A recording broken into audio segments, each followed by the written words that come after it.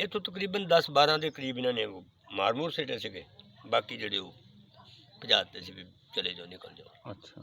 ਆਪਣਾ ਹਰ ਚੀਜ਼ ਘਰ-ਬਾਰ ਛੱਡ ਕੇ ਭੱਜ ਗਏ ਸੀ, ਜ਼ਮੀਨਾਂ ਜਮੂਨਾਂ ਛੱਡ ਕੇ ਭੱਜ ਗਏ। ਮਾਰਦੇ ਇਹੀ ਉਸ ਵਕਤ ਹਥਿਆਰ ਸੀ, ਬਰਛਾ ਸੀ, ਛੁਰੇ ਸੀਗੇ, ਕੁਲਾੜੀਆਂ ਸੀਗੀਆਂ ਬਸ। ਹਾਂ, ਮਿੰਤਰਲਾ ਕਰਨ ਵਾਲੇ ਤਾਂ ਕਾਫੀ ਲੋਕ ਸੀਗੇ, ਮਗਰ ਰਹਿਣ ਵਾਲੀ ਇਜਾਜ਼ਤ ਨਹੀਂ ਕਿਸੇ ਨੂੰ ਨਹੀਂ ਦਿੱਤੀ ਇਹਨਾਂ ਨੇ। ਮੁਸਲਮਾਨ ਇੱਕਾ ਦੁੱਕਾ ਜ਼ਖਮੀ ਹੋਏ ਆ, ਮਰੇ ਵੀ ਆ। ਜਿਹੜਾ ਇਕੱਲਾ ਕਹਿ ਰਿਹਾ ਉਹਨਾਂ ਦੇ ਕਾਬੂ ਹੁੰਦਾ ਸੀਗਾ, ਉਹ ਵੀ ਆਪਣਾ ਹੱਥ ਦਿਖਾ ਜਾਂਦੇ ਸੀ। ਇੱਕ ਬਰਾਦਰੀ ਦੀ ਤਰ੍ਹਾਂ ਹੀ ਬੈਠੇ ਸੀਗੇ ਸਾਰੇ ਲੋਕ। ਜਦੋਂ ਉਹਨਾਂ ਨੇ 1947 ਦੇ ਵਿੱਚ ਪਾਰਟੀਸ਼ਨ ਹੋਈ ਤਾਂ ਉਹਨਾਂ ਨੇ ਮਕਸਦ ਉੱਥੋਂ ਮੁਸਲਮਾਨਾਂ ਨੂੰ ਮਾਰਨਾ ਵੱਢਣਾ ਸ਼ੁਰੂ ਕੀਤਾ, ਅਤੇ ਫਿਰ ਸਾਡੇ ਜਿਹੜੇ ਮੁਸਲਮਾਨ ਸੀਗੇ ਇੱਥੇ ਬੈਠੇ, ਇਹਨਾਂ ਨੇ ਵੀ ਇਹ ਰਵੱਈਆ ਇਖਤਿਆਰ ਕੀਤਾ। ਅੱਛਾ। ਉਸ ਤੋਂ ਬਾਅਦ ਫਿਰ ਉਹ ਉਹਨਾਂ ਦੀਆਂ ਬੱਚੀਆਂ ਨੂੰ ਰੋਕ ਲਿਆ, ਬੰਦਿਆਂ ਨੂੰ ਕੁੱਟਣਾ ਮਾਰਨਾ ਸ਼ੁਰੂ ਕਰ ਦਿੱਤਾ। ਉਹਨਾਂ ਨੇ ਫਿਰ ਰੋਕਿਆ ਵੀ ਨਹੀਂ, ਬੱਚੀਆਂ ਨੂੰ ਕੁਛ ਨਹੀਂ ਕਹਿਣਾ।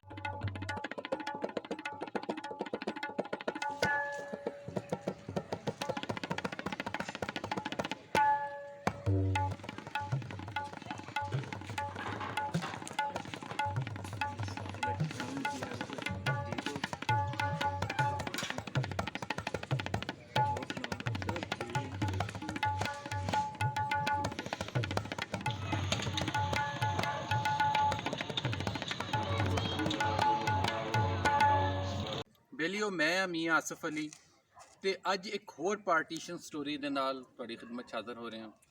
ਤੇ ਇਹ ਪਾਰਟੀਸ਼ਨ ਸਟੋਰੀ ਚੜ੍ਹਦੇ ਪੰਜਾਬ ਦੀ ਜਾਂ ਲਹਿੰਦੇ ਪੰਜਾਬ ਦੇ ਵਿੱਚ, ਖਾਸ ਕਰ ਜਿਹੜਾ ਲਾਹੌਰ ਦੇ ਆਸੇ-ਪਾਸੇ ਵਾਲਾ ਏਰੀਆ, ਉਹਦੀ ਨਹੀਂ ਹੈ, ਬਲਕਿ ਇਹ ਹੈ ਮੰਡੀ ਯਜ਼ਮਾਨ ਦੇ ਨੇੜੇ ਇੱਕ ਪਿੰਡ ਦੀ। ਯਾਨੀ ਉੱਧਰਲੇ ਇਲਾਕਿਆਂ ਦੀਆਂ ਸਟੋਰੀਆਂ ਤਾਂ ਆਪਾਂ ਬਹੁਤ ਸੁਣੀਆਂ ਵਾ, ਤੁਹਾਨੂੰ ਵੀ ਸੁਣਨ ਨੂੰ ਮਿਲਦੀਆਂ ਰਹਿੰਦੀਆਂ ਹੋਣੀਆਂ, ਪਰ ਮੰਡੀ ਯਜ਼ਮਾਨ ਜਿਹੜਾ ਬਹਾਵਲਪੁਰ ਜ਼ਿਲ੍ਹੇ ਦੀ ਇੱਕ ਤਹਿਸੀਲ ਆ, ਬਿਲਕੁਲ ਇੱਕ ਦੂਰ ਦਰਾਜ਼ ਇਲਾਕਾ ਵਾ ਟਿੱਬਿਆਂ ਦੇ ਵਿੱਚ, ਉੱਥੇ ਦੀ ਇਹ ਸਟੋਰੀ ਆ। ਅਤੇ ਚੱਕ ਹੈ ਇਹ 109 DB।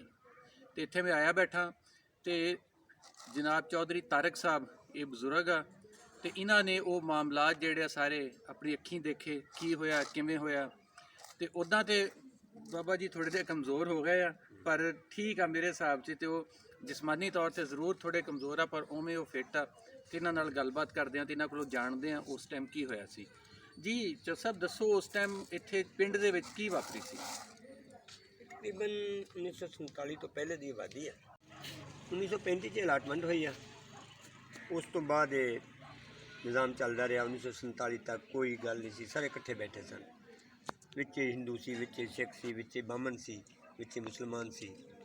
1947 ਤੋਂ ਬਾਅਦ ਜਿਹੜਾ ਫਿਰ ਜਿਸ ਵਕਤ ਸਿੱਖਾਂ ਨੇ ਉੱਥੇ ਮਕਸਦ ਇੰਡੀਆ ਦੇ ਵਿੱਚ ਜਿਹੜਾ ਹਲਚਲ ਮਚਾਈ, ਰੋਕਣੇ ਸ਼ੁਰੂ ਕਰਤੇ, ਮਾਰ ਕੁਟਾਈ ਸ਼ੁਰੂ ਕਰਤੇ। ਇੱਥੇ ਵੀ ਜਿਹੜੇ ਲੋਕ ਸਿੱਖ ਬਰਾਦਰੀ ਦੇ ਬੈਠੇ ਸੀ, ਉਹਨਾਂ ਨਾਲ ਸਾਡੇ ਮੁਸਲਮਾਨਾਂ ਨੇ ਵੀ ਉਹੀ ਰਵੱਈਆ ਇਖਤਿਆਰ ਕਰ ਲਿਆ ਸੀ। ਕੁੱਟਣਾ ਮਾਰਨਾ ਸ਼ੁਰੂ ਕਰਤਾ, ਭਜਾਣੇ ਸ਼ੁਰੂ ਕਰਤੇ, ਆਪਣਾ ਸਮਾਨ ਚੁੱਕ ਕੇ ਜਾਣ ਦੀ ਕਿਸੇ ਨੂੰ ਇਜਾਜ਼ਤ ਨਹੀਂ ਦਿੱਤੀ।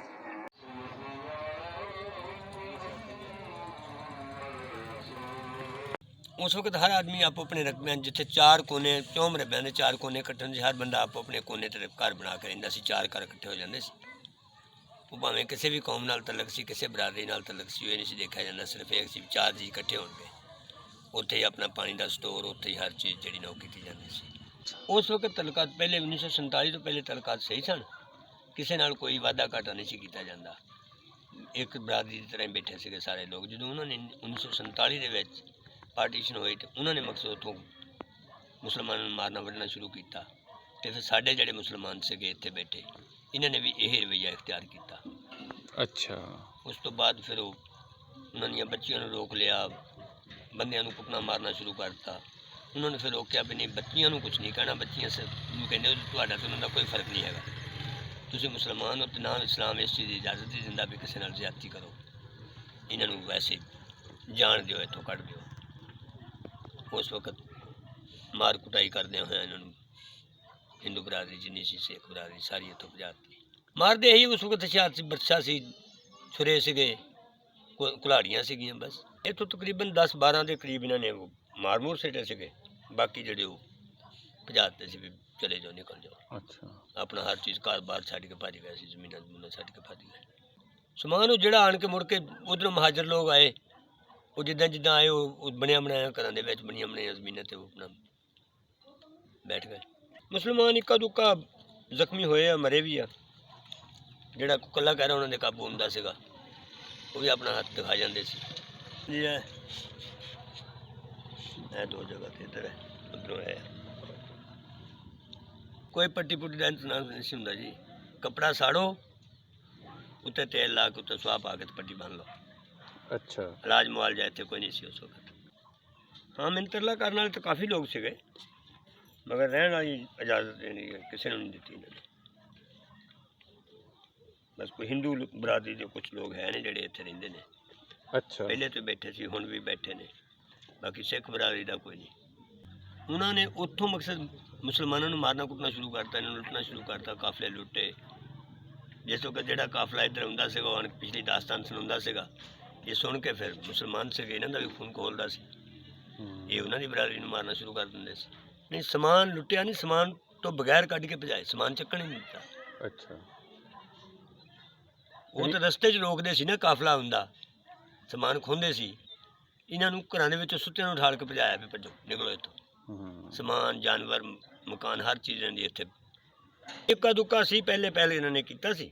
ਉਸ ਤੋਂ ਬਾਅਦ ਫਿਰ ਇਹਨਾਂ ਨੂੰ ਸਮਝਾਇਆ ਵੀ ਨਹੀਂ, ਮੁਸਲਮਾਨ ਹੋਣ ਦੇ ਨਾਤੇ ਨਾਲ ਇਹ ਨਜਾਇਜ਼ ਆ, ਸਾਡਾ ਮਜ਼ਹਬ ਇਜਾਜ਼ਤ ਨਹੀਂ ਦਿੰਦਾ, ਲਿਹਾਜ਼ਾ ਇਹਨਾਂ ਦੀਆਂ ਬੱਚੀਆਂ ਨੂੰ ਹਿਫਾਜ਼ਤ ਇਹਨਾਂ ਦੇ ਨਾਲ ਭੇਜੋ। ਅੱਛਾ। ਤੇ ਕਦੀ ਤੁਹਾਨੂੰ ਕੋਈ ਯਾਦ ਆਉਂਦੇ ਆ ਜਿਹੜੇ ਪੁਰਾਣੇ ਤੁਹਾਡੇ ਯਾਰ ਦੋਸਤ ਸੀਗੇ ਸਿੱਖ ਹਿੰਦੂ, ਜਿਹੜੇ ਉਦੋਂ ਖੇਲਦੇ ਹੋਣੇ ਤੁਹਾਡੇ ਨਾਲ ਰਹਿੰਦੇ ਸੀ, ਕਿ ਉਹ ਨਾ ਜਾਂਦੇ ਇੱਥੇ ਰਹਿੰਦੇ? ਸੁੱਕਾ ਰਾਸ਼ਨ ਲੈਣ ਦੇਣ ਕਰਦੇ ਸੀ, ਹੁਣ ਵੀ ਕਰਦੇ। ਹਿੰਦੂ ਬਰਾਦਰੀ ਬੈਠੀ ਇੱਥੇ, ਉਹਨਾਂ ਨਾਲ ਹੁਣ ਵੀ ਚੱਲਦਾ। ਅੱਛਾ। ਸ਼ਾਦੀ ਵਿਆਹ ਬਰਾਦਰੀ ਚੱਲਦੀ ਆ। ਉਹ ਸੁੱਕਾ ਰਾਸ਼ਨ ਜਿਹੜਾ ਦੁਕਾਨ ਤੋਂ ਖਰੀਦ ਕੇ ਉਹ ਦਿੱਤਾ ਜਾਂਦਾ। ਨਾਈ ਸਾਡਾ ਹੀ ਪਕਾਉਂਦਾ, ਬਰਤਨ ਸਾਡੇ, ਹਰ ਚੀਜ਼ ਸਾਡੀ। ਖੁਸ਼ੀਆਂ ਗਮੀਆਂ ਸ਼ਰੀਕ ਹੁੰਦੇ ਇੱਕ ਦੂਸਰੇ ਦੇ। ਹਜੇ ਵੀ ਉਹ ਆਪਣਾ ਮਕਸਦ ਉਸ ਤੋਂ ਬਾਅਦ ਵਿੱਚ ਸਫਾਈ ਕਰਕੇ ਜਿਹੜਾ ਨਾ ਵਿਹੜਾ ਜਿੱਥੇ ਤੱਕ ਜਾਣਾ ਹੁੰਦਾ ਸੀ, ਉੱਥੇ ਤੱਕ ਉਹਨੂੰ ਗਾਂ ਦੇ ਗੋਹੇ ਨਾਲ ਜਾਂ ਮੱਝਾਂ ਦੇ ਗੋਹੇ ਨਾਲ ਲੇਪਾ ਦਿੰਦੇ ਸੀ, ਜਿਹੜਾ ਕਿ ਹਜੇ ਵੀ ਦਿੰਦੇ ਆ ਉਹ ਲੋਕ। ਉਹ ਇਸ ਚੀਜ਼ ਨੂੰ ਬੁਰਾ ਸਮਝਦੇ ਆ। ਜਿਵੇਂ ਅਸੀਂ ਕਹਿੰਦੇ ਹਾਂ ਕਿ ਕੋਈ ਹਿੰਦੂ ਸਾਡੇ ਘਰ ਆ ਗਿਆ, ਸਾਡੇ ਬਰਤਨ ਨੂੰ ਹੱਥ ਲਾਤਾ ਜਾਂ ਕੋਈ ਦੂਸਰਾ ਤੀਸਰਾ, ਉਹ ਇਸ ਚੀਜ਼ ਨੂੰ ਬੁਰਾ ਸਮਝਦੇ ਆ। ਉਦੋਂ ਖੇਡਾਂ ਕਿਹੜੀਆਂ ਸੀ, ਇਹੀ ਗੁੱਲੀ ਡੰਡਾ ਹੋ ਗਿਆ, ਸਮਝ ਆਈ, ਚੁਕਨ ਛਪਾਈ ਹੋ ਗਈ, ਬਸ ਇਹ ਦੋ ਤਿੰਨ ਚੀਜ਼ਾਂ ਸੀਗੀਆਂ। ਬਾਕੀ ਇਹ ਗੇਮਾਂ ਤਾਂ ਹੁਣ ਚੱਲੀਆਂ ਬਾਅਦ ਵਿੱਚ। ਤੇ ਕਦੀ ਇਦਾਂ ਵੀ ਹੋਇਆ ਸੀ ਤੁਸੀਂ ਤੇ ਉਹਨਾਂ ਦੇ ਨਿਆਣੇ ਆਪਸ 'ਚ ਲੜ ਪਏ ਹੋਵੋ, ਕੁੱਟ ਕੱਟ ਦਿੱਤਾ ਹੋਵੇ ਇੱਕ ਦੂਜੇ ਨੂੰ? ਉਹ ਤਾਂ ਅਕਸਰ ਚੱਲਦਾ ਹੀ ਰਹਿੰਦਾ ਸੀ ਜੀ, ਬੱਚਿਆਂ ਦੇ ਵਿੱਚ ਤਾਂ ਉਹ ਕੰਮ ਚੱਲਦਾ ਸੀ ਨਾ, ਹਜੇ ਵੀ ਚੱਲਦਾ। ਅੱਛਾ। ਹਜੇ ਵੀ ਚੱਲਦਾ। ਪਿਛਲੇ ਦਿਨ ਸਾਡਾ ਇੱਕ ਬੋਰੀਆ ਇੱਥੇ ਦਾਪੜ ਸਿਰਿਆ ਫੜ ਕੇ ਇਹਨਾਂ ਨੇ,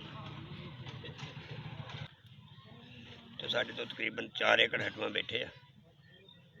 ਅੱਗੇ ਆਬਾਦੀ ਉਹਨਾਂ ਦੀ ਤਕਰੀਬਨ 12-13 ਏਕੜ ਰਕਬਾ ਉਹਨਾਂ ਦੇ ਕੋਲ ਆ। ਅਲਾਟਮੈਂਟ ਹੋਈ ਉਹਨਾਂ ਨੂੰ ਨਵਾਜ਼ ਸ਼ਰੀਫ ਜੀ ਕੋਲ, ਵਜ਼ੀਰ ਆਲਾ ਸੀਗਾ ਉਸ ਵਕਤ ਅਲਾਟਮੈਂਟ ਹੋਈ ਹੈ ਜ਼ਿਲ੍ਹੇ ਦੇ ਦੌਰੇ 'ਚ।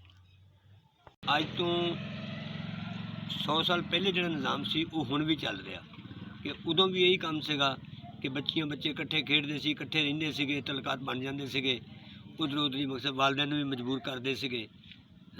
ਜੇ ਨਹੀਂ ਸੀ ਵਾਲਦਿਨ ਮੰਨਦੇ ਤਾਂ ਉਹ ਆਪਣੀ ਮਰਜ਼ੀ ਦੇ ਨਾਲ ਆਜ਼ਾਦ ਖਿਆਲੀ ਦੇ ਵਿੱਚ ਨਿਕਲ ਜਾਂਦੇ ਸੀ, ਜਾ ਕੇ ਆਪਣੀ ਸ਼ਾਦੀ ਕਰ ਲੈਂਦੇ ਸੀਗੇ। ਹੁਣ ਵੀ ਸਾਡੇ ਚੱਲ ਰਿਹਾ ਕਿ 2-3 ਬੱਚੀਆਂ ਜਿਹੜੀਆਂ ਵਾ ਉਹ ਮੁਸਲਮਾਨ ਬੱਚਿਆਂ ਨੇ, ਉਹਨਾਂ ਨੂੰ ਮੁਸਲਮਾਨ ਕਰਕੇ ਉਹਨਾਂ ਨੇ ਸ਼ਾਦੀ ਕਰ ਲਈ ਆ। ਇੱਕ ਦਾ ਕੇਸ ਚੱਲਣ ਡਿਆ ਹੈ ਹਜੇ ਵੀ। ਉਹ ਬੱਚੀ ਮੁਸਲਮਾਨ ਹੋਣ ਤੋਂ ਬਾਅਦ ਹਿੰਦੂਆਂ ਨੇ ਵਾਪਸ ਖੋਲ੍ਹੀ, ਉਹਦੇ ਕੋਲੋਂ ਜਾਂਦੇ ਰਸਤੇ 'ਚ ਖੋਲ੍ਹੀ, ਵਕੀਲ ਦੇ ਚੈਂਬਰ ਤੋਂ ਪਿੱਛੇ ਹੀ ਉਹਦਾ ਕੇਸ ਚੱਲ ਰਿਹਾ ਸਾਡਾ। ਮੁਹੱਬਤ ਇੱਕ ਐਸੀ ਚੀਜ਼ ਹੈ ਜੀ, ਇਹ ਕਿਸੇ ਮਜ਼ਹਬ ਦਾ ਕੋਈ ਖਿਆਲ ਨਹੀਂ ਕਰਦੀ, ਨਾ ਇਹ ਕੋਈ ਪਰਹੇਜ਼ ਕਰਦੀ ਆ। ਹਿੰਦੂ ਆ ਜਾਂ ਮੁਸਲਮਾਨ ਆ ਜਾਂ ਸਿੱਖ ਆ, ਜਿਹੜਾ ਵੀ ਆ, ਜਿਸ ਵਕਤ ਤੋਂ ਮੁਹੱਬਤ ਹੋ ਗਈ ਉਹ ਆਪਣੇ ਮਜ਼ਹਬ ਨੂੰ ਕੁਚਲ ਜਾਂਦੇ ਆ ਅਤੇ ਆਪਣਾ। ਪੁਰਾਣੇ ਬੇਲੀਆਂ ਸੀ ਜੀ, ਇੱਕ ਬੇਲੀ ਸੀਗਾ ਜਸਵੰਤ ਸਿੰਘ, ਜਿਹੜਾ ਕਦੇ ਕਿਤੇ ਯਾਦ ਆਉਂਦਾ। ਅਗਰ ਕਿਤੇ ਮੌਕਾ ਮਿਲਿਆ ਤਾਂ ਇੰਡੀਆ ਜਾ ਕੇ ਉਹਨੂੰ ਲੱਭਾਂਗੇ ਅਤੇ ਉਹਨੂੰ ਮਿਲਾਂਗੇ। ਸੁਣਿਆ ਜੀ ਤੁਸੀਂ ਚੌਧਰੀ ਤਾਰਕ ਸਾਹਿਬ ਦੀਆਂ ਗੱਲਾਂ। ਚੌਧਰੀ ਤਾਰਕ ਸਾਹਿਬ ਪਾਰਟੀਸ਼ਨ ਦੇ ਗਵਾਹ ਵਾ। ਉਸ ਟਾਈਮ ਉਜਾੜਿਆਂ ਵੇਲੇ ਜੋ ਕੁਛ ਹੋਇਆ ਇਹਨਾਂ ਨੇ ਆਪਣੀ ਅੱਖੀਂ ਦੇਖਿਆ, ਕੁਛ ਹਿੱਸਾ ਵੀ ਲਿਆ। ਪਰ ਬਾਕੀ ਗੱਲਾਂ ਆਪਣੇ ਥਾਂ 'ਚ। ਇਹ ਕਹਿੰਦੇ ਹੋਰ ਤਾਂ ਮੈਨੂੰ ਕੋਈ ਨਹੀਂ ਯਾਦ ਆਉਂਦਾ ਜਿਹੜੇ ਲੋਕ ਚਲੇ ਗਏ। ਜਸਵੰਤ ਸਿੰਘ ਇਹਨਾਂ ਨੂੰ ਜ਼ਰੂਰ ਯਾਦ ਆ, ਇਹਨਾਂ ਦਾ ਬੇਲੀ ਸੀਗਾ। ਪਤਾ ਨਹੀਂ ਉਹ ਹੁਣ ਹੋਣਾ ਵੀ ਹੈ ਕਿ ਨਹੀਂ। ਇਹ ਚਾਹੁੰਦੇ ਜ਼ਰੂਰ ਆ। ਹੁਣ ਵੀ ਉਹਨਾਂ ਨੇ ਗੱਲ ਕੀਤੀ ਕਿ ਮੈਨੂੰ ਕਦੀ ਮੌਕਾ ਮਿਲ ਗਿਆ ਤਾਂ ਮੈਂ ਇੰਡੀਆ ਜ਼ਰੂਰ ਜਾਊਂਗਾ ਅਤੇ ਜਾ ਕੇ ਉਹਨੂੰ ਦੇਖ ਕੇ ਆਊਂਗਾ, ਮਿਲ ਕੇ ਆਊਂਗਾ। ਬਾਕੀ ਇਹ ਕਹਾਣੀਆਂ ਸਾਰੀਆਂ ਤੁਸੀਂ ਸੁਣਦੇ ਰਹਿੰਦੇ ਹੋ, ਜੋ ਮਾਮਲਾਤ ਹੋਏ, ਜਿੱਦਾਂ ਇੱਥੋਂ ਹਿੰਦੂਆਂ ਸਿੱਖਾਂ ਨੂੰ ਕੱਢਿਆ ਗਿਆ। ਪਰ ਕੱਢਿਆ ਉਹਨਾਂ ਨੇ ਇਸੇ ਗੱਲ ਤੋਂ, ਉਹਨਾਂ ਨੇ ਆਪ ਇਹ ਗੱਲ ਕੀਤੀ ਕਿ ਅਸੀਂ ਉਹਨਾਂ ਨੂੰ ਇਸ ਗੱਲ ਤੋਂ ਕੱਢਿਆ ਕਿ ਜਦੋਂ ਅਸੀਂ ਸੁਣਿਆ ਕਿ ਚੜ੍ਹਦੇ ਪੰਜਾਬ ਦੇ ਵਿੱਚ ਸਾਡੇ ਮੁਸਲਮਾਨਾਂ ਨਾਲ ਬਹੁਤ ਜ਼ਿਆਦਤੀਆਂ ਹੋ ਰਹੀਆਂ, ਜਿੱਦਾਂ ਮਾਰਿਆ ਜਾ ਰਿਹਾ। ਪਰ ਦੂਜੀ ਗੱਲ ਜਿਹੜੀ ਇਹਨਾਂ ਨੇ ਦੱਸੀ ਕਿ ਇਹਨਾਂ ਨੇ ਇੱਥੇ ਕੋਈ ਜ਼ਿਆਦਤੀ ਨਹੀਂ ਕੀਤੀ, ਲੁੱਟਮਾਰ ਨਹੀਂ ਕੀਤੀ, ਪਰ ਇਹ ਵੀ ਲੁੱਟਮਾਰ ਹੀ ਹੈ ਕਿ ਉਹਨਾਂ ਨੂੰ ਕੁਝ ਚੱਕਣ ਹੀ ਨਹੀਂ ਦਿੱਤਾ, ਉਹਨਾਂ ਨੂੰ ਬਗੈਰ ਚੱਕੇ ਕੱਢ ਦਿੱਤਾ ਕਿ ਤੁਸੀਂ ਚੁੱਕ ਨਹੀਂ ਸਕਦੇ ਕੁਛ, ਆਪਣੇ ਸਾਰੀ ਉਮਰ ਦੇ ਭਰੇ ਭਰਾਏ ਜਿਹੜੇ ਘਰ ਆ ਛੱਡ ਕੇ ਚਲੇ ਜਾਓ। ਆਪ ਭਾਵੇਂ ਨਾ ਲੁੱਟਿਆ ਹੋਵੇ ਠੀਕ ਆ, ਉੱਧਰੋਂ ਜਿਹੜੇ ਆਏ ਮਹਾਜਰ ਹੋ ਕੇ ਉਹਨਾਂ ਨੂੰ ਅਲਾਟ ਹੋ ਗਏ।